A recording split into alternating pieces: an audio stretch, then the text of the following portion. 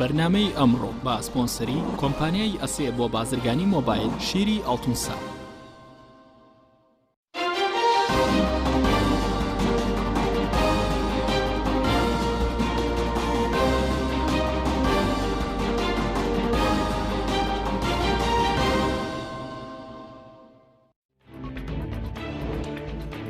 بەناوی خۆی گەورە سڵاوتان لەبێت بەڕێزان بە مەسی خستنی ریزەکانیان و پرۆژەی کاری هاوبەشی لایەنە ئیسلامیەکان کەسایەتی و لایەنە ئیسلامیەکانی کوردستان لە شاری سلێمانی کۆبوونەوە. سەرکردەیە ئەرسێ لایەنە ئیسلامیەکە لە کۆبوونەوەکەدا و تارێکیان دەربارەی ڕۆڵی ئیسلامیەکانی کوردستان پێشکەش کرد. بە میوانداریەک لە بەڕێزان ڕێبوار حەمەد ئەندامی ئەنجومەنی سیاسی کۆمەڵی ئیسلامی و دکتۆر محەممەد ئەحمەد ئەندامی سەرکردایەتی یەکگرتووی ئیسلامی تاوتوێن پرسە دەکەین. سەرەتا راپۆرتێک دەبینین، دواتر لەگەڵ میوانەکانم شڕۆڤەیەن پرسە دەکەین. بەمەبەستی یەخستنی ڕیزەکانیان و پرۆژەی کاری هاوبەش کەسایەتی و لایەنە ئیسلامیەکانی کوردستان لە شاری سلێمانی کۆبوونەوە. لەو کۆبوونەوەکەدا سەرکردەی هەرسێ لایەنە ئیسلامیەکان وتارێکیان دەربارەی دۆخی هەرێمی کوردستان و ڕۆڵی ئیسلامیەکان پێشکەش کرد. مامۆستا سەلاحەدین بەهادین ئەمینداری یەکگرتووی ئیسلامی کوردستان ڕایگەیاند گەلی کورد گەلێکی موسڵمانە، مێژوویەکی پڕسەروەری هەیە و سەرجەم شانازی و سەروەریەکانیشمان لە مزگەوت و حوزرە و مەلا و شێخەکانەوە هاتووە. ئەمینداری گشتی یەکگرتووی ئیسلامی ئاماژەی بۆوە کرد دۆخی هەرێم نالەبارە و پێویستە ئیسلامیەکان ڕۆڵیان هەبێت و بەشێک بن لە چارەسەری دۆخەکە. پێویستی بەوە هەیە کە ئێمەش وەکو بەشێک لە حاڵەتە سیاسیە اجتیماعیەکە بەشدار بین بە شێوەی جۆرا و جۆر و چەندەمان پێدرێ و چەند ڕێگەمان پێدرێ هاوکار بین و بەشێک بین لە چارەسەر. زۆر بەداخەوە ئەمڕۆ گەلی ئێمە لە دڵە ڕاوچێ و قەلەقایە، ناکۆچی هێزە سیاسیەکان لە ئاستێکی خراپایە و ئێمەش وەکو لایەنێکی ئیسلامی و خەڵکێکی ئیسلام خواست و خەڵکێکی ئاشتی خواست ناتوانین بێ هەڵوێست بین لەگەڵ ئەوە کە هەڵوێستی ئەساسی ئێمە ئاشتکردنەوە و ئاشتەواییە. ئێمە وەکو یەکگرتووی ئیسلامی کوردستان لەگەڵ ئاشتەوایی نیشتیمانیان، بۆیە حاڵەتی سیاسیەکە لایەنە سیاسیەکان پێویستیان بە ئاشتبوونەوەیەکی خێرا هەیە. لای خۆشەوە مامۆستا عەلی باپیرە میری کۆمەڵی ئیسلامی کوردستان ڕایگەیاند دەبێت ئیسلامیەکان لە سەنگەری خەڵکی سادەی ئەم میلەتە بن و نابێت بە هیچ شێوەیەک بچنە تای تەرازووی ئەوانەی قۆرخی دەسەڵاتی سیاسی دەکەن و دەبێت پێیان بڵێین ستۆپ. ئەمیری کۆمەڵی ئیسلامی وتیشی نابێت ئیسلامیەکان بە هیچ شێوەیەک شەڕی بە وەکالەت بکەن و نابێت لە خولگەی کەسدا بخولێنەوە. پێش هەموو شتێک بنەمای یەکەم ئەوەیە کە ئێمە کار و چالاکی سیاسی بکەین بە هاندەری ئیمانی و بە تاموبۆی ئیسلامی و بە ڕەوشتی بەرزی ئیسلامیە. پێویستە ئێمە قەبارەی خۆشمان بزانین، واقعەکەش چاک بخوێنینەوە و ئامادە نەبین بە هیچ شێوەیەک هیچ کەس شەڕی بە وەکالەتمان پێکات و ئامادە نەبین بە هیچ شێوەیەک لە تەلەق و سوڕگەی کەسدا بخولێنەوە. دەبێت خۆمان بزانین ئەم وڵاتە پێویستی بە چی ئێمە هەیە. من پێم وایە ئێستا کاری سیاسی ئەم ئەزمونە سیاسی ئێمە بەڕاستی پێویستی بە ئێمە ئیسلامی هەیە، جارێکی دیکە ژیانی بۆ بژێڕینەوە، جارێکی دیکە ڕۆحی بۆ بژێڕینەوە، جارێکی دیکە وای لێ بکەین خەڵک متمانەی هەبێت. بەداخەوە چی لە سیاسیە بڕیار بەدەستەکە ئەوەی کە لە شاخ دەیان بود لە شار پێیان ڕێخست، لە شاخ باسی چینی چەوساوە و خەڵکی هەژار و نەدار و لێقەوماومان دەکرد. ئێستا خەڵکی هەژار و نەدار و لێقەومامان هەموو لە خۆت تووڕە و بێزار کردووە بەهۆی قۆڕخکاری و گەندەڵی، بەهۆی تەنیا خۆبینین، بەهۆی لەخوا بێخەبەربوون و لە خەڵک بێخەبەربوون. تایبەتمەندی سیاسی خۆمان دەپارێزین، بەڵام دەبێت خاوەن هەڵوێز بین، بە حەق بڵێین حەق، بە ناحەق بڵێین ناحەق. خەڵکە سادەکە دەبێت ئێمە لە سەنگەری خەڵکە سادە هەژار و مافرا و بەشتراوکەدا بین، دەبێت زۆر بریابین بە هیچ شێوەیەک نەچینە تا تەرازووی ئەوانەوە کە دەسەڵاتی سیاسی قۆرغ دەکەن، سامان و سەربەتی ئەم وڵاتە بخۆ قۆرغ دەکەن، شەپ و گوپی تێدا لێدەدەن لەسەر حیسابی خەڵکی ڕەشور. خوا ئەم زەویەی داناوە بۆ خەڵک وەلئەرض وەضەعها للئەنام. خوا فەرموویەتی نابێت سەرۆت و سامان لە دەستی دەوڵەمەندەکاندا قۆرغ بێت كي لا يكون دولة بين الأغنياء منكم. كواتە هەر کەسێک قۆرخکاری کرد، هەر کەسێک دەسەڵاتی قۆرخ کرد، سەرۆت و سامانی قۆرخ کرد، دەیە بڵێن ستۆپ ڕاوەستێ لەگەڵت نین، هەر کەسێک هەیە. لەلایەکی ترەوە مامۆستا عیرفان عەبدولعەزیز ڕابەری بزوتنەوەی ئیسلامی تیشکی خستە سەر ئەوەی دەبێت ئیسلامیەکان ناکۆکیەکانی نێوان وەلا بنێن و مەرجعیەتێکی ئیسلامی دروست بکەین. بزوتنەوە ئیسلامیەکان کە ئەبینی زیاتر هەست بە ئازاری خەڵکەکەن، زیاتر هەست بە بژێوی خەڵکەکەن، زیاتر لە ناو خەڵکە ئەژین، بۆیە خەڵکیش زیاتر تەوەقوعیان لێکا کە ئەمانە ئینشاءالله بە دەستی پاک و بە دەمی پاک بە گیرفانی پاک بتوانن کە ئینشاءالله ئەوەی ئەو ئاواتانی کە هەیەە لە خۆشگوزەرانی و لە بەختیاری بۆیان بێن نەدی. جا ئەمە ئایا بۆ لە سەرانسەری جیهانە بە تایبەت جیهانی ئیسلامی ئیسلامیەکان ئەبنە ڕقم، بەڵام لە کوردستانە نابنە ڕقم. ئەوش بەڕاستی هۆکاری ئەقلیمی عالەمی هەیە، بەڵام هۆکاری خۆشمانی هەیە کە لێرە ناکرێت بە توو لە تەفسیل باسی بکەیت. ئەوەی کە زۆر مهمە ئێمە سەرەتایەک دەستی پێ کردووە، ئەمە دووهەم جەلەسەیە کە ئینشاءالله ئێمە بەو ئاراستا بڕۆین. ئیسلامیەکانی کوردستان ئێستا خاوەنی 17 کورسین لە پەرلەمانی کوردستان، ئەگەر بەرەیەکی هاوبەش پێک بهێنن ئەوە دەتوانن ڕۆڵی گەورەتر ببینن لە دۆخی هەرێمی کوردستاندا.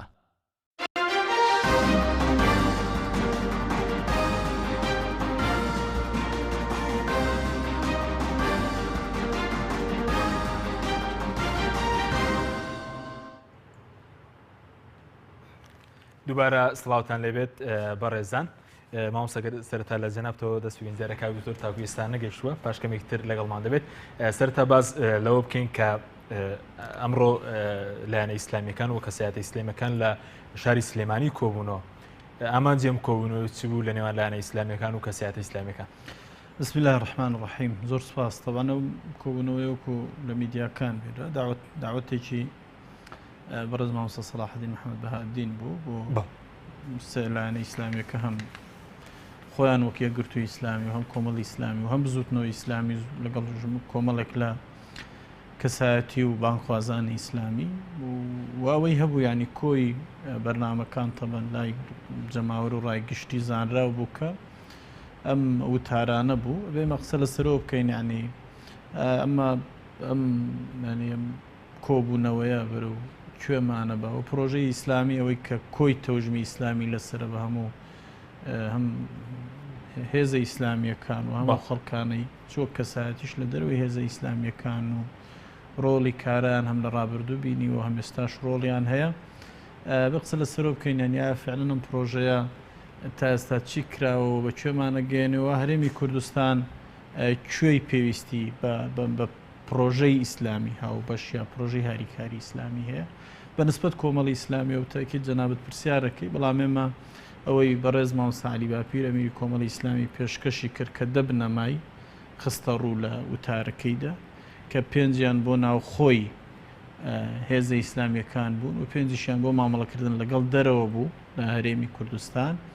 ئەمە ینی کۆی هەڵوێستی ئیسلامیە لەسەر کۆی هەڵوێستی کۆمەڵی ئیسلامیە لەسەر ئەم پرۆژەیە و تەفاسیلیشی ئەکرێ مەسەرەن گفتوگوی زۆر باش. ئەگەر بینی سەر تێڕوانینی کۆمەڵی ئیسلامی بۆ مەسلەی پرۆژەی کاری هاوبەشی لایەنە ئیسلامیەکان، کۆمەڵی ئیسلامی چ تێڕوانینێکیە و چۆن لە مەسلەی یەکریزی و پرۆژەی هاوبەش لەیان لایەنە ئیسلامیەکان دەڕوانین؟ کۆمەڵی ئیسلامی تەبعاً ئێمە لە ڕابردووشدا ینی لە ڕابردوودا کۆمەڵی ئیسلامیەکێ بۆ لەو هێزانەی کە بێت و دڵی تا یەکگرتن و یەکبوون ئامادە بووە لەگەڵ هەموو هێزە ئیسلامیەکان و لە ڕابردووە هیچ کاتێک کۆمەڵ هیچ خوێندنەوەیەکی نەکردووە، خوێندنەوەی سیاسی نەکردو بۆ ئەو بابەتانە و هەمیشە دەستی درێژتر بووە لە دەستێکی درێژ بووەوە ئامادەی هەموو هەنگاوێک بۆ لە ڕابردوودا و لە ئێستاشدا هەروایە کۆمەڵمە لای کۆمەڵ ئیسلامی ئەسڵە و مەبدەئە ئاڵچووکەمە ئەسڵێکی قورئانیە و کۆمەڵ ئیسلامی و هێزێکی ئیسلامی باوەڕی تەواوی بە برایەتی ئیسلامی هەیە و باوەڕی بە یەکدەستی هێزە ئیسلامیەکان هەیە و باوەڕی بە یەکگوتاریان هەیە بۆ هەرێمی کوردستانەمانە ئەسڵن مەبادئن لای کۆمەڵی ئیسلامی، بەڵام لەسەر میکانیزمی و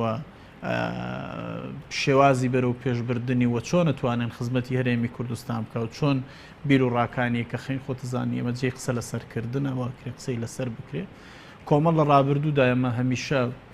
وەکو باسم کرد هێزێک بووین ینی ئەگەر لە پێش هێزەکانی ترەوە نەبووبین هەرگیز لە دوای هێزەکانی ترەوە نەبووین لە مەسلەی برایەتی و یەکریزی ئیسلامی لە ئێستاشدا هەروین و بۆ داهاتوو شەمە وەکوتم مەبدەیەک زۆر باش کاواتێ ئێستا ئێوە ئامادەی چکارەکەن لە پێناو یەخستنی ڕێزی ئیسلامیەکان لە پێناو پرۆژەی کاریاوە بەش و پەرپێدانی برایەتی نێوان ئیسلامیەکان و کەسایەتە ئیسلامیەکانیش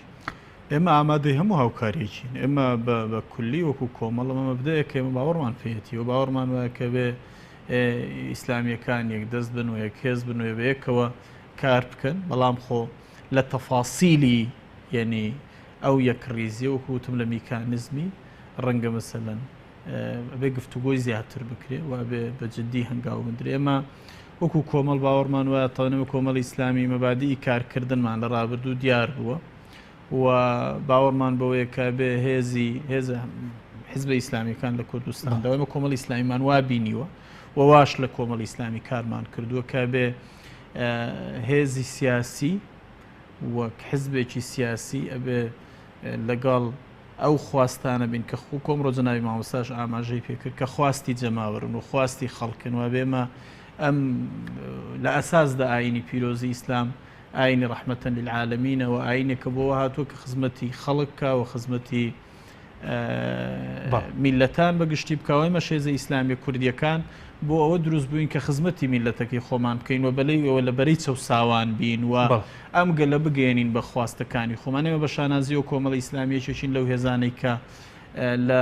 ڕۆژگاری خەباتی شاخەوە تا ئەمڕۆ کە خەباتی شارە قۆناغ بە قۆناغ باش واقعمان خوێندەوەتەوە پێمان وایە و باش لەگەڵ قۆناغەکان مامەڵەمان کردووە و قۆناغ بە قۆناغ هەوڵمان داوە لەگەڵ خواستی گشتی جەماوەربین و بە ئەو تێڕوانین و نەهجە ئیسلامی خۆمان خزمەتی دروست و باشی گەل و جەماوەرەکەی خۆمان زۆر باشە بەڕێزەوتت ئێوە ئامادەی هەموو کارێکن ئێوە لە ڕابردوو بەو مەبدە کارتان کردووە تەکیت چۆن ینی لە ڕابردوو چ کارێکتان کردووە بۆ ئەوەی کە ئامادەی هەواکارێک من لەگەڵانە ئیسلامیەکانی تر بۆ پرۆژە و کاری ئاوبەش جاچیمان نەکردو خۆ ئێمە لە ڕابردوودا تەبان بە ئێستا شەوەمە لەگەڵ برایانمان لە یەکگرتووی ئیسلامی خاوەنی لیستی خزمەتین لە ئەنجومەنی پارێزگای سلێمانی و ئەم لیستە لە پارێزگاکانی سلێمانی کارەکەوە و خاوەنی لیژنەی هاریکاری ئیسلامی بووین لە ڕابردوودا وەکو من سەرەتاش باسم کرد یعنی ئێمە هیچ کاتێک لەگەڵ ئەوە نەبووین کە ینی وەکوتم کۆمەڵی ئیسلامی ئێمە هەمیشە لەگەڵ ئەوە بووین کە ئەم پرۆی کە پێوترێ پرۆژەی ئیسلامی و تەوژمی ئیسلامی چۆن گەشاکاوە چۆن خزمەتی پرۆژەی ئیسلامی و کاری ئیسلامیەکە بەو شێوەیەمە لە سەنگەری بەرەو پێشبردننی دابووین بەڵ کاکتۆر جەنابیشت بەخێر بەی سپاس بامەدە بوونێت کەمێکیش دوای کەوتی زۆر سپاس دەمەوێت سەرنجی بەڕێزیشتان بزانم سەبارەت بە کۆبوونەوەی ئەمڕۆی نێوان لایەنە ئیسلامیەکان و کەسایەتە ئیسلامیەکان لە شاری سلێمانی و ئامانج لەم کۆبوونەوەیەتی بوو سەرەتا سڵاو لە جەنابەت سڵاو لە مامۆستا ڕێبوار سڵاو لە بینەران ئامانجی ئەم کۆبوونەوەیە هەر زیاتر سەخاوانەوەی گیانی برایەتی و دروستکردنی کەشوهەوایەکی برایانە بوو و بۆ لە یەک نزیکردنەوەی دید و بۆچوونەکان بوو کە سپاس بخوا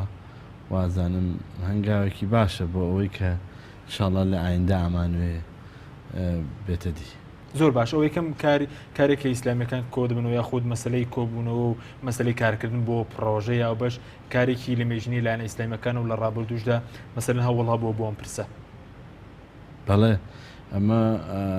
سوپاس بخوا بەرهەمی ئەو هەوڵ و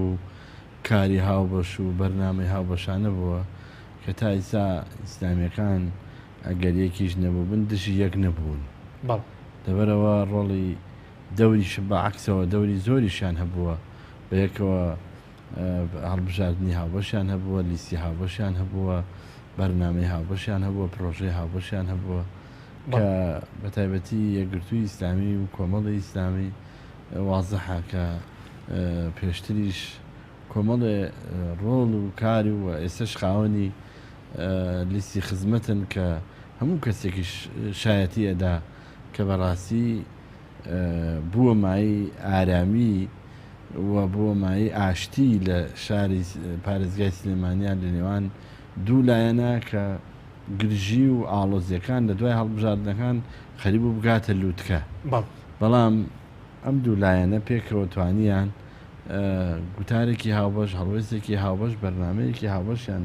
تەڕح کرد و وای کرد کە ئەو دوو لایەنش ئاش ببنەوە و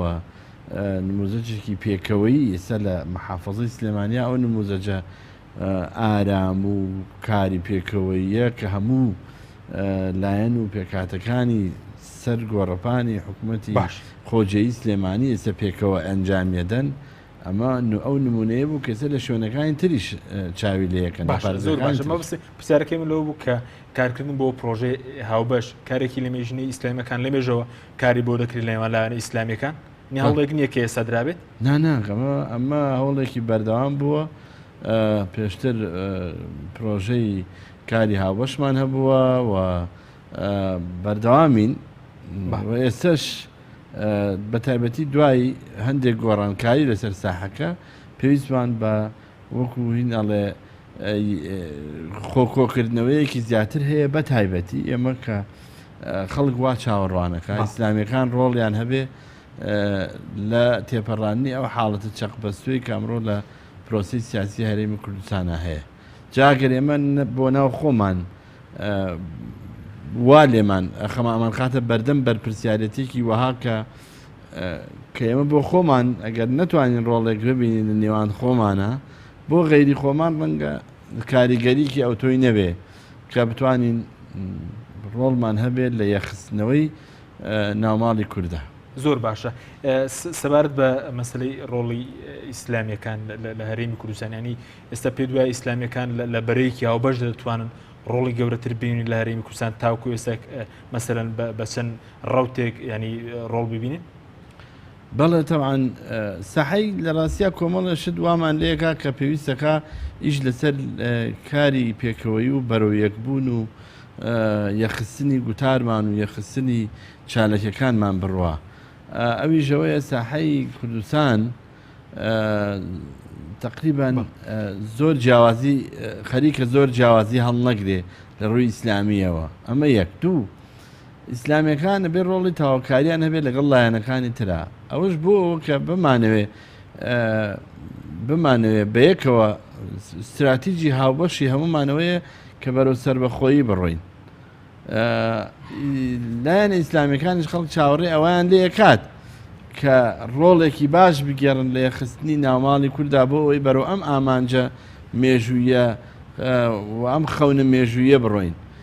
لەبەرەوە ئەمەش دیسان جگە لەوەی ساحەکە خۆی زۆر جیاوازی هەڵناگرێ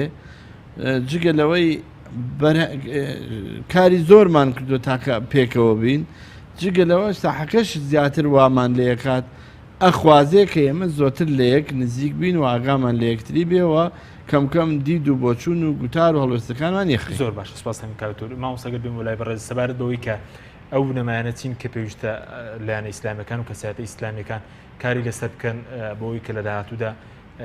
هەنگاوی زیاترە بێت لە بواری یەخستنی ڕیزی لایەنە ئیسلامیەکان لە بواری کاریگەرن لەسەر دۆخی هەرێمی کوردستان لە بواری کاری هاوبەشدا ئێمە ئەگەر قسە لە سەرەوە بکەین کا حەکیمە بێ بەڕاستی لەو منتەڵەقەوە تەماشاکەین ئێستا ساحەی سیاسی لە هەرێمی کوردستان و هێز و لایەنە سیاسیەکان ئێستا تەبان ئێمە بارودۆخێک هەرێمی کوردستان تەبان جگە لەوەی لێکترازانێکی سیاسی گەورەی هەیە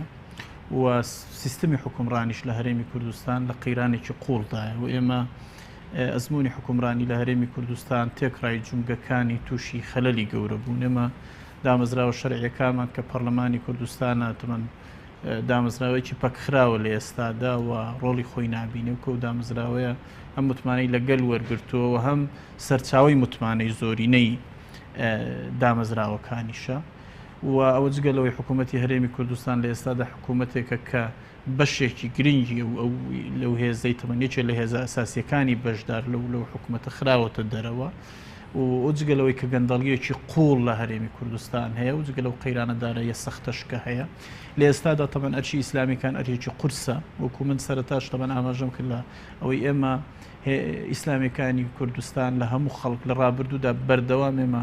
هەمومانیانی لە بەرەی خەڵک بووین لە بەرەی میلەت بووین و بەشێک ئەسڵەن ئێمە هێزە ئیسلامیەکان خۆمان بەشێکی گرنگی ئەوە بووین کەستەمیشمان لێکراوە زۆر جار ینی خۆمان بەشێک بووین لەو سیستەمە ئێوە بەشدار نەبوون لەو گەندەڵی و لەو تاڵانێکی ئێستا لە کوردستانە بەڕێوە ئێمە قوربانی ئەو گەندەڵین لە هەرێمی کوردستان هەیە هێزە ئیسلامیەکان قوربانی ئەو گەندەڵیان یەکەمین جار تەبەنەوەی مستەلاحی سزای سیاسی کە لە هەرێمی کوردستاندا سزای سیاسی بەسەر ئیسلامیەکاندا چەسپ پێدراوە ئیسلامیەکان یەکەم هێزن کە سزای سیاسی دراون ئیسلامیەکان ئەو هێزن کە ئێمە ئەم قۆناغا لە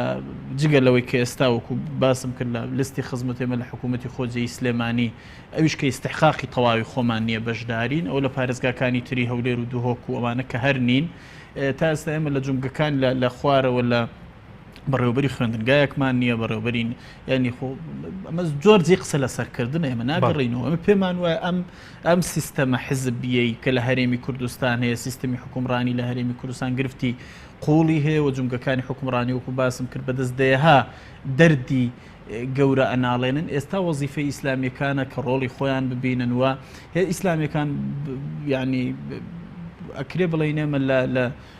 جومگەکانی حکومڕانیدا سەرکەوتوو بوون و ڕۆڵی خۆیان بینیوە ئەگەر لەو منتەڵقەوە تەماشاکەین و لە منتەڵقی کۆکردنەوەی جوهدەکان و یەکخستن و زیاتر لە بەرەی خەڵک و جەماوەر و میلەت بوون ئەو وەزیفەی ئێمەیەوە ئێمە لەو منتەڵقەوە ئەڕوانین و ئەو مەبادیئانە کامانن کە جەنابەت باست کرد من پێم وایە ئێمە ئەگەڕێنەوە سەر ئەو مەبادیئانەی کە ئیسلام هێناوێتی بۆی خزمەتی خەڵک و جەماوەری پێ بکە و ئێمە نە مەبادیەک و دوو سێمان نییە ئەمڕۆ بەڕێز مامۆستا عەلی باپیر بەشێ لەو مەبادی و بنەمایانەی خستە ڕوو و ڕەنگە دەیەها بنەمای تر هەبن کە ئەکرێ بنەمای خزمەتکردن و ئیسلام خۆی ئاینێکە بۆ خزمەتی خەڵک و جەماوەر و میلەت هاتووە و ئێمە هێزە ئیسلامیەکان بۆ کارکردنمان ئیلهام لە چی وەرەگرین سەرچاوی کارکردنی ئێمە ئاینی پیرۆزی ئیسلامە و ئێمە باوەڕمان وە ئێمە بەم ئاینە پیرۆزە ئیسلامە بۆ گەلێکی موسڵمان کە گەلی کوردە ئەتوانین گەورەترین خزمەت بکەین و ئیسلامیەکان لە هەموو خەڵک ئەوراترن کە خزمەتی میلەتەکەی خۆیان بکەن و دەستی پاک و دەمی پاک بن بۆ باشە زۆر باش ئیسلامیەکان چۆن توانە ڕۆڵی خۆیان ببینین لە چارەسەرکردنی ئەو دۆخی کە خەڵکی هەرێمی کوردستان تێدا کە دۆخێکی زۆر ناهەموارە ئیسلامیەکان بەس شێوەیە دەتوانن ڕۆڵ ببینن جارێ لە ڕابردوودا ئێمە بێ ڕۆڵ نەبووین یعنی خۆ چۆن لە داهاتوش ئەیبینی لە داهاتە لە ڕابردوودا لە چۆرێک ڕۆڵتان هەبووە جا لە چڕوێک و ڕۆڵمان نەبوو ینی ئێمە بەشێکی گرنگی ئەو ئەگەر قسە لەسەر سازانی سیاسی بوو بێ ئێمە بەشێکی گرنگی ئەو هەنگاوانە بووین کە ویستە بێتمان سازان لە هەرێمی کوردستان دروست بێ ئەگەر مووقف بریتی بوو بێ لە بێدەنگ نەبوون بەرامبەر بە احتیکار و گەندەڵی ئەو ئێمە بەشێکی گرنگی ئەو ڕۆڵە بووین ئەگەر یعنی لەو ڕوانەوەی ئیسلامیەکان لە ڕابردوودا بێ ڕۆڵ نەبوون و ڕۆڵی گەورە بوو لە ئێستاشدا بۆ داهاتوو بڵێ ئێمە وەکو باسم کرد ئێمە ئەو بنەما و مەبادیئانەی کە زیاتر ئەمان باتەوە ناو خەڵک و جەماوەر و میلەت ئەمانە بنەمای کارکردنمانە بن و ئەوانە ئەتوانین بڕاستی زیاتر خزمەتی جەماوەری بەڵێ زۆر باشە کاکتۆرەگەر بڵێم وڵای بەڕ ئێستا ئیسلامیەکان دەتوانن چ ڕۆڵێک ببینین ینی ئەگەر یەکگرتو بن بڵمەوەسمێ لێک بەری هاو بەشدا بن دەتوانن ڕۆڵی زیاتر ببینین تاوان زۆر ئەتوانن ڕۆڵی گەورە ببینن و ئەتوانن هێزێک بن هاوسەنگەکان دروستکەن و کاریگەریان هەبێت لەسەر چارەسەری گرفتەکان و ئەتوانن بە جۆرێک عاملێکی ئیجابی بن بۆ یەخستنەوەی لایەنەکان بۆ کۆبوونەوە لەسەر پرۆژەی نیشتیمانی هاوبەش بۆ دەستپێکردنەوەی دانوستانەکان بۆ دروستکردنی فشار لەسەر دەسەڵاتی سیاسی هەرێم تاوەکو لا کاتەوە بەلای ئەو هەموو نەهامەتی و خراپەی کە ئەمڕۆ خەڵک لە گوزارانێکی خراپ بەڕێیەکە و وەزئێکی ئابووری خراپ لەم هەرێمە حزوری هەیە و جگە لەوەی کۆی پرۆسەی سیاسی تووشی ئاڵۆزی بۆەوە بە تایبەتی لەو هەموو گۆڕانکاری و خەتەرانەی کە ئەمڕۆ چواردەوری داوین کە ئیسلامیەکان ئەگەر یەک ڕیز بن گوتار بن ئەتوانن کاریگەری زۆریان زۆر باش بەڵام پرسیارەوەی بۆچی مەسەلەن دەڵێن تاکو ئێستا ئیسلامیەکان ناتوانیوە بەرەیکی هاوبەش پێک بێن مەسەلەن کە لە مێژۆ کار بەوە دەکرێت دیارە جیاوازی لەمە پێش زۆر بوو لە دید و تێڕوانین و جیهانبینی و مەواقفی سیاسی و گوتارمانە بەڵام ئێستا بە بەرهەمی ئەو جوهدە کە کراوە لەمە پێش زیکبوونەوەیەکی زۆر دروست بووە ساحەکەش واقعی کوردستانیش ئەمڕۆ مەسەلەن بۆ نمونە ڕەنگە لە ڕابردووە حاڵەتێک دروست بوو بێ کە هەر کوردستان هەمووی جۆرێک لە دابەشبوونی خەباتی چەکداری و خەباتی غەیری چەکداری هۆکارێ بوو بێ کە ئیسلامیەکان هەر لە بیدایەتەوە نەیانتوانی بێ یا و جێکەوتەکانی ئەو حاڵەتە بڕێک دووری دروست کردبێ بەڵام ئێستا لە بەرهەمی ئەو هەموو هەوڵەکە دراوە دڵسۆزان ئیشیان لەسەر کردو لەسەر ئاسی لایەنە ئیسلامیەکان یا لەسەر ئاسی ڕێکخراوەکان یان لەسەر ئەساسی یا لەسەر زانایان بەڕاستی زانایانی بەتایبەتی زانایانی هەردوولا زۆر کاریگەریان هەبوو زۆر ڕۆڵیان هەبوو زۆر مانوو بوون لەم یەخستن و نزیک خستنەوەیانە و هەموو ئەمانە بەرهەمی ئەو جوهدەیە کە ئێستا نزیک بوونەوەیەکی وا دروست بووە خەڵک تموحی ئەوەیە کە ئیسلامیەکان هەر ئەسڵن ببنەوە بە یەک لایەن ئەوەندە لە یەک نزیکی دروست بووە. بەڵێ زۆر باشە سوپاس کاکتۆر بەڵێ بینەرانی بەڕێز و خۆشەویست ناوبڕێک وەردەگرین دواتر لەگەڵ میوانەکانم درێژە بم پرسە دەدەین. نامەی ئەمڕۆ بە سپۆنسەری کۆمپانیای ئەسێ بۆ بازرگانی مۆبایل شیری ئەڵتونسا. ئەسێ یەکەمین مۆبایلی مارکەی کوردی کۆمپانیای ئەسێ بە لە بەرچاوگرتنی قەیرانی دارایی مۆبایلە تایبەتەکانی دەکاتە قستی مانگانە Q4 14,000 دینار Q5 17,000 دینار پەلە بکە بە بەخاوەنی یەکێک لە مۆبایلەکانی ئەسێ کە دوو مۆدێل و 4 ڕنگ لە خۆ دەگرێت بە قستی زۆر گونجاو. ئەسێ پێشەنگی تەکنەلۆژیای نوێ.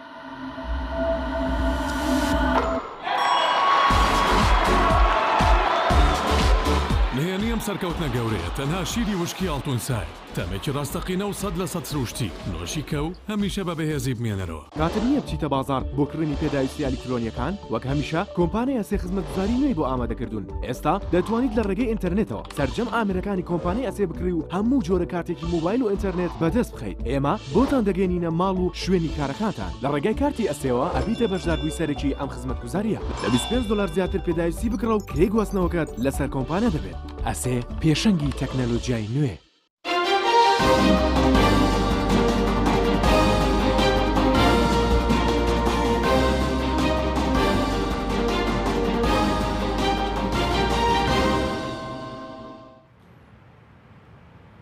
دووبارە سڵاوتان لەبێت بەڕێزان ماوەسەر بارگەر بێم و لای بەڕێزت سەبارەت بە مەسلەی ئیسلامیەکان و بوونیان لە بەرەی خەڵکدا ئەمڕۆ مامۆساعلی بەپیر باسی لەوە کرد کە مەسەلەن ئیسلامیەکان نابێت ببنە پاشکۆ و نابێت لە سەنگەری کەس دابن خوێنەوەت بۆ مەچیانی چۆن ئیسلامیەکان دەبێت ماوە لەگەڵ دۆخی ئێستا بکەن یاخودەوەی کە مامۆستا حەدی باشکی ئیسلامیەکان بەشێکن لە چارەسەر ئایا چارەسەرەکە بۆ چییە مەسەلەن ئەوەی کە باسمان کرد ئەوەی کە ئێمە لە بەرەی خەڵکو جەماوەردا بین تەوانێت وەکو هێزی ئیسلامی هەموو هێزە ئیسلامیەکان ئەوە معلومە تەوان کە ئەگەر احتیکار هەبووە بێ لە بەرابەری بوەستینەوە ئەگەر ستەم هەبووە پێم وایە بکراوە تەوان بەشێکی زۆری ئەو بێ بگەڕینەوە سەر تەوان لە ڕابردوو خۆتە زانی تەوانەمە ئەوەی پێویستە بە مواقفی سیاسی هێز و لایەنە سیاسیەکان مەرجی لە هەموو قۆناغەکان وەکو یەک بوو بێت پێ بەپێ و ڕەنگە و هەنگاوانە بەرەو ئەومان ببا کە لە داهاتوو هەڵوێستی سیاسی هاو بەشت و مشتەرەکمان زیاتر بێەوە وەک یەک بەرامبەر بابەتەکان هەڵوێست وەربگرین ئەوەی کە گرینگە ئێمە یعنی هێز و لایەنە ئیسلامیەکان لە بەرەی خەڵکبوونی ئێمە ئەوەی وەکو باسم کردەوە مەبادیانەی کە ئێمە کاری لەسەرەکەین و بەو پێوکە ئێمە هێزی ئیسلامین و ڕێنوێنەکانی ئێمە ڕێنوێنی قورئانیەکانن و ڕێنوێنەکانی پێغەمبەرن سەلامی خۆی لەسەر بێەوە ئەوەیە کە ئێمە کاری لەسەر دەکەین بێشک یعنی ئاراستەی ئیسلام بەو ئاراستەیە کە ئێمە لەگەڵ جەماوەر و میلەت و خەڵک بین و لەگەڵ مافەکانیان بین و لەگەڵ داواکانیان بین و ئێمە لە بیریشمان بێ هەر یەکێ لەم سێ هێزە ئیسلامی کە ئێمە باسیەکەین لە ئەساسدا بۆ ئەوە دروست بووین و بۆ ئەوە دروست بووین کە ئەم مەهامانە جێبەجێ بکەین لەناو کۆمەلگاوە لەناو وەم پێم وایە لەو چوارچێوەیەشدا تەبعاً کاری هاوبەشی ئێمە بەرەو پێشە چێوە گەشە ئەکات لە ڕابردوشدا ئەگەر دیقەت بدەینانی بەڕاستی ئەوی بە ئینساف بێ لە دوای ڕاپەڕینەوە و لە پێش ڕاپەڕینیش تەمان بەشی زۆری بەڵام کە مەیدانی کاری سیاسی لە هەرێمی کوردستان و بزات لە دوای ڕوخانی ڕژێمی بەعسەوە بێ ینی ئەوی کە سیر کە ئیسلامیەکان پشکی شێریان بەرکەوتووە لە پەروەردەکردنی دەستی پاک لە پێگەیاندنی خەڵک و پێشکەشکردنی ئەو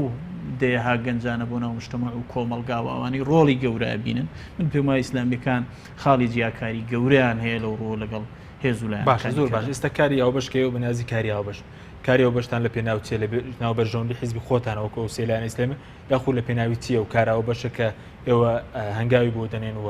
خەریکی ئەو پرۆژاوە بەشە یعنی بە تاکید ئێمە هیچ کاتێک من پێم وانە ئێمەوە نەهێز و لایەنە سیاسیەکانی کە ئەوە ناکەینە قیاس کە بەرژەوەندیەکانی ئەو حیزبە و بەرژەوەندی خودی و کەسیەکان چکە ئێمە هەمیشە ڕخنە لە حیزب و لایەنەکانی کە ئەگرین و ڕخنەمان لە هێزە دەسەڵاتدارەکان گرتووە کە ئەوان زۆر جار حیزبیان کردوتە ینی حیزبیان ئامانج بووە و بەرژەوەندی گشتیان ڕەچاو نەکردووە لە چوارچەوەی ئەوان چوارچەوەی بەرژەوەندی حیزبیەکان بۆ چوارچەوەی بەرژەوەندی خودیەکان بۆ ناخۆمانەوە پێچوانی و هەنگاو بنین ون پێشمانی ئەمە لە ڕابردوو داوا هەنگاومان نابێنە لە داهاتوو شوابیننا چوارچەوەی کاری ئێمە ئەو چوارچەوەیە کە ئەتوانین خزمەتی نەتەوەکەی خۆمانی پێ بکەین و خزمەتی میلەتەکەمانی پێ بکەین و پرۆژە نیشتیمانیەکەی پێبەرە و پێشبەرین و پرۆژە ئیسلامیەکانی خۆمانی پێگەشە پێ بکەین و لە چوارچەوەی ئەو خاک و ئاو نیشتیمانی کە لە سەری گەورە بووین لەو چوارچەوەی خزمەتی گەورەتر بکەین باش ینی پرۆژەکەیەوە بۆ مەسلەی قۆڕکردنی دەسەڵات و بۆ بەشکین سامانی میلەت نییە گارە پرۆژێک ئێمە لە دەسەڵات نین هەتا ینی قۆرخی دەسەڵات بکەین و ئێمە ڕخنە لەو هێز و لایەنانە ئەگرین ئێمە بەرامبەر هێز و لایەنەکانی کەش گوتومانە ئەگەر ئێمە هاو هەڵوێز بین لەگەڵ هەندێک هێز و لایەنی سیاسی و کۆمەڵی ئیسلامی هەمیشە گوتومانە تا ئەو شوێنە هاو هەڵوێستین کە بەرژەوەندیەکانی خەڵک تحقیق بێ و هەر کاتێک کە بەرژەوەندیەکانی خەڵک تحقیق نەبوو بەرژەوەندی کەوتە بەرژەوەندی حیزبی و خودی ئەوە ئێمە یەکەم هێزین بەرامبەریانە بینەوە لەگەڵ هێزەکانی تریشدا بەردەوام ئێمە خاڵی جیاکاریمانەوە بۆ کە لە بەرامبەر ئەوەی کە لە کوێ ڕوبەڕووی بەرژەوەندیەکانی گەل و میلەت بوو بنێمە لەوێ لە بەرامبەر زۆر باش زۆر باش کاکتۆ سەباربەوەی کە ئەمڕۆ مامۆستا سەلاحەدین باسی لەوە کە هێز ئیسلامیەکان لێ بەشێک بن لە چاکردنی ئەم واقعە بەڵام چاکردنی ئەم واقعە بە چۆن هێز ئیسلامیەکان چۆن بەشێک بن لە چارەسەر لەسەر حسابی بەرژەوەندیەکانی خەڵک لەسەر حسابی چیانی چۆن بەشێک بن لە چارەسەر تاوان بەشێ بن لە چارەسەر لە پێناوی بەرژەوەندی خەڵکایە چونکە بەرژەوەندی خەڵک ئەوە نییە لایەنەکان لە یەک بترازێن و یا دابڕان دروست ببێت و ئاڵۆزی نێوان لایەنە سیاسیەکان ببێ خۆ وازحا ئەو تا هەر ئەو ئاڵۆزی سیاسیە کاریگەری زۆریشی هەبووە لەسەر ئەوەی کە خەڵک بە بێتاقەتیەوە ئەو خراپباری گوزەرانە خراپەیەکە ئێستا خەڵک تیاژی چاوەڕێوەن کە ئەو حاڵەتە چاک ببێەوەش بە چی ئەکرێ بەوەی کە لە دەستگای نیشتیمانیەکان بکەونەوە گەڕ و پرۆسی سیاسی لەو حاڵەتی چەق بەستوێ ڕزگاری ببێ لایەنەکان بکەونەوە زۆر باشە بەڵام چارەسەرەکە بۆ کە ئیسلامیەکان دژی قۆڕکاری دەسەڵات و دژی تاگڕەوی ئەوە بنیاخ و چارەسەکەوێ کە ئیسلامیەکان نەرمی بنوێنن ئیسلامیەکان بۆەوە هاتوون کە سیمای دیموکراسیەتی ئەم هەرێمە گەشە پێ بدەن ئیسلامیەکان بۆەوە هاتوون سیستمی حکومڕانی بەرەو دیموکراسی ببەن ئیسلامیەکان بۆەوە هاتوون ئەیانەوێ پێکەوە بەرەو عەدالەت هەنگاو بدەن بەرەو ڕەفاهێتی کۆمەلگا بڕۆین حتمما ئەوانە لەو بەچی دروستە بێ بە دەستوریکردنی ژیان بە سەروەری یاسا بەکاری پێکەوەیی بە ئیستیقرار و سەقامگیری سیاسی و ئابووری و کۆمەڵایەتی و ئێمەمانەوێ ڕۆڵمان لەم بوارە هەبێ نامانەوێ ململانێ ناوخۆیەکان فرسیتەکانمان لە دەست بدا و دەستکەوتەکانیشمان بخاتە بەردەم هەڕەشەوە بۆیە ئەرکی نیشتیمانی و نەتەوەیی و ئاینیمان ئەمڕۆ ئەوەیە کە ئێمە نوێنەری خەڵک بین لەوەی فشار دروستکەین بەرەو ئەوەی کە لایەنەکان ئاشت ببنەوە لایەنەکان کاری پێکەوەی بکەن لایەنەکان بەرەو ئەوە بڕۆین ئێمە بین بە خاوەنی دەستورێک سەقامگیریکی وها دروست بێت کە بتوانین ڕفراندۆم بکەین بتوانین بەرەو سەربەخۆیی بڕۆین و بتوانین لەگەڵ بەغدا شایستە ئابووری و سیاسی و ئیداریەکانی خۆمان وەرگرین بەخۆشی یان بەخۆشی ببینێت دوو وڵاتی دراوسێ و ئێمە زمینە بۆ ئەوانە سازکەین لەبەرەوەی ئیسلامیەکان هەموو ئەمانە لە پێناوی بەرژەوەندی خەڵکایە دیارە لە بەرژەوەندی خەڵکەوە تحقیقە بێ بەرژەوەندی خۆشمان لەوایە چونکە بەرژەوەندی لایەنەکان لە تحقیقکردنی بەرژەوەندی گشتیەوە سەیریەکەین ئێمە چونکە ئەگەر پێچەوانەوە لە تحقیقکردنی بەرژەوەندی تایبەتی وە سەیری بەرژەوەندی گشتەکەی هەردووکیان لەدەستە دەین کە هەندێک جار ئەو حاڵەتە ئەوەی دروست کردووە بۆیە ئەمانەوێ ئێمە وەکو لایەنە ئیسلامیەکان کاری پێکەوەیمان بکەینە نمونەیەک بۆ کاری پێکەوەی لەسەر ئاسی هەرێمەکەمان. زۆر باشە ئەو کارە پێکەوەی ئێستا کە کردوتان لە قۆناغی داهاتوتانەوەی بەرەوچی هەنگاوبنی کارە پێکەوەیەکە بەرەو چ قۆناغێک بڕۆ بەرەو قۆناغی پێکێنانی بەرەی کاوبەش و نووسینەوەی پرۆژەی کاوبەش بۆ هەرێمی کوردستان و پرۆژەی نیشتیمانی یاخود بەرەو چی هەنگاودنێ و کار لە ڕاستیە ئەمانوێ بەرەو یەکبوون بڕۆین بەڵام بە قۆناغ بە قۆناغ ئەکرێ ئێستا لیستی خزمەتمان هەیە دواتر بەرەوە بڕۆین فراکسیۆنەکانمان بکەین بەیەک لەوێش فراکسیۆنی هاوبەش دروستکەین دواتریش بەرەوە بڕۆین لیستی هاوبەشمان هەبێت لە ئایندا لە هەڵبژاردنەکانە دواتر بەرەوە بڕۆین هەر ئەسڵەن سەرکردایەتی هاوبەش و پرۆژەی هاوبەش و گوتاری هاوبەش و نەکەر هاوبەش بڵێن یەک گوتارمان هەبێ یەک قیادەمان هەبێ یەک بەرەوە بڕۆین ببینە یەک حیزبی کاریگەر لە ناوم کوردستانە چ لە ڕووی سیاسیەوە چ لە ڕووی کۆمەڵایەتیەوە بەڵامکەیەوە دەکرێت پێت زۆری ماوەکە نەخێر زۆرمان قۆناغی باشمان بڕیوە و کوتم ئێمە زۆر جیاواز بووین لە یەکتری ئێستا خەڵک وەکو یەک سیرمانەکە جیاوازیمان لە نێوان زۆر کەم بۆتەوە و ئینشاءڵڵا ئەبینین لایەندا کە ئیرادەی بە تایبەتی ئەم دوو لایەنە سەرەکی ئەتوانن پێشەنگ بن لەو بوارەوە ئیشەکانی خۆیان بە تەواوەتی نزیکین لە یەکەوە بۆ چوونەکانمان زۆر نزیک بۆتەوە لە یەکەوە و کاری هاوبەشمان باش ئەزمون کردووە و ئینشاءڵڵا بەرەو پێشەوەڕوون لە ئایندەیەکی مامۆستەبەر کاتێکی ماماوەسەبارد بە پێ دوای ئێستا مەسەلەی پرۆژەی هاوبەشی ئیسلامیەکان دەبێت لە ئایندە چی بکریانی بۆی کە زیاتر بەرەو پێش ببرێت خۆی ڕێو شوێنەکان دیارن ینی پێویستە چی بکرێ بەڵام ئەوەی ئێمە بە گفتوگۆ تەمەن لە بە گفتوگۆ چۆن هەنگاوەنین و ئەگەین بەکوێ لەم پرۆژەی ئیسلامی من باسم کردیانی ئێمە وەکو ئەسڵ لای کۆمەڵی ئیسلامی سەرەتاش باسم کرد وەک ئەسڵ لای کۆمەڵی ئیسلامی ئەوی کە بەرژەوەندی گەل تەحقیقەکە ئەوەی لە بەرژەوەندی خەڵکو جەماوەر و میلەتە ئێمە هیچ کات دوو دڵنین لە هەنگاونان و ئەوەش کە لە سەروی ئەوەش ئەوەی بەرژەوەندی ئیسلامی تەحقیقەکە و خزمەتی پرۆژەی ئیسلامی و صحوە ئیسلامیەکە لە هەرێمی کوردستان ئێمە لەسەر هەنگاونان لەوە هیچ کاتی دوو دڵنین و ئەمە لای کۆمەڵی ئیسلامی ئەسڵە و هەر شتێک خزمەت بۆ بکاوە هەنگاومان بەرەو ئەو پێ بنێ ئێمە دوو دڵنین تێداوە کۆمەڵی ئیسلامی بەڵام میکانیزمی و ئالیەتەکانی بەتەکیدیانی بە گفتوگۆی چڕ و پڕ تێداگەینە نەتیجەی تەندروست کە نەتیجەیەک بەدەستەوە بدا کە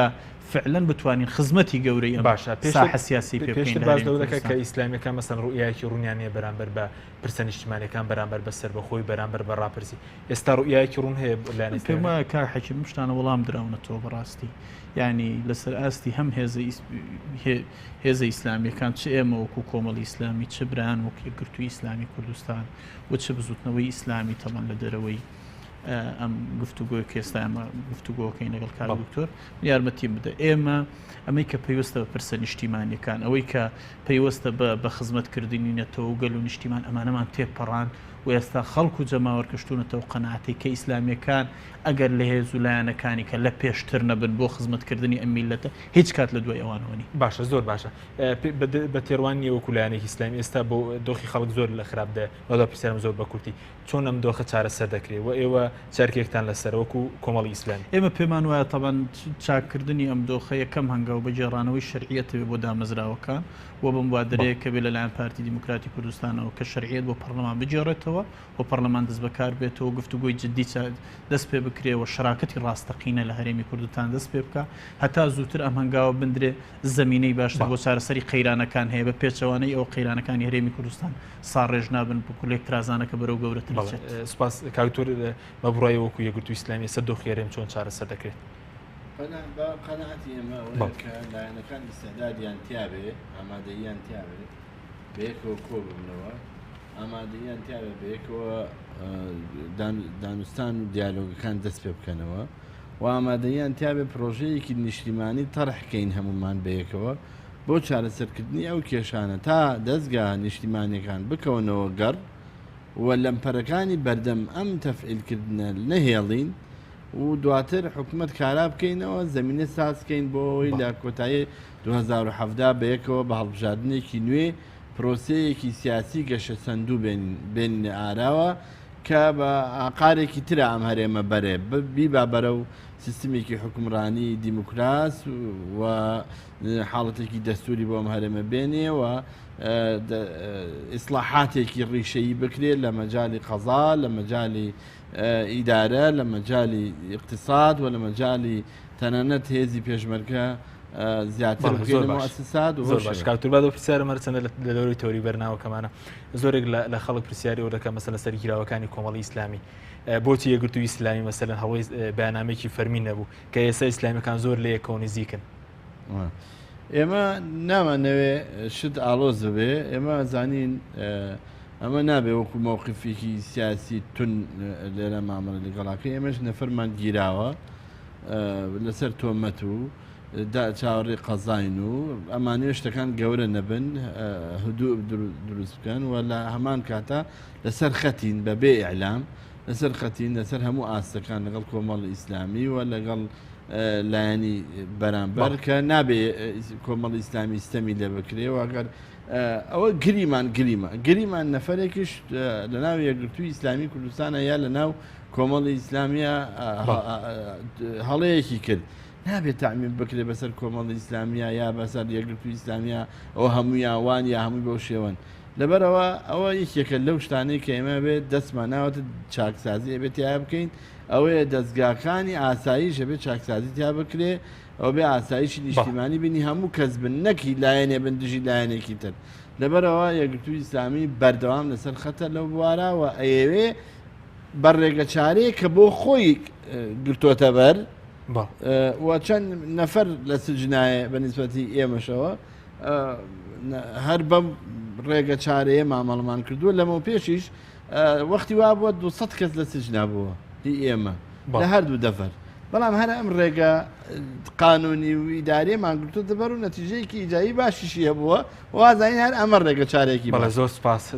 زۆر سپاس بۆ ئەرێک لە بەڕێزان دکتۆر محەممەد ئەحمەد ئەندامی سەرکردایەتی یەکگرتووی ئیسلامی و ڕێبوار حەمەد ئەندامی ئەنجومەنی سیاسی کۆمەڵی ئیسلامی سپاس بۆ بینەرانی بڕە سپاس بۆ کارم تا بەرنامەی خواتان لەگەڵ